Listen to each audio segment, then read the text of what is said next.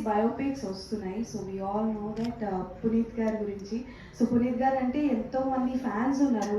And ఏదైనా Kannada cinema ఏదైనా release అయిందంటే first special thanks to Puneeth అని పడుతుంది. Can we expect any biopic of Puneeth గారు?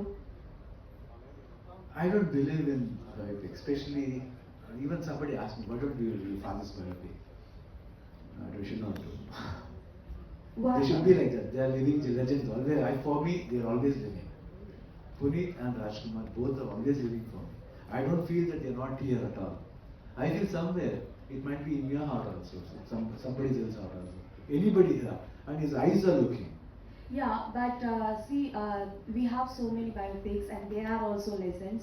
So why don't why there is, what I is don't the know, reason? somehow, because whenever we think, we cry. So while doing this, I don't want to get upset like that. And somebody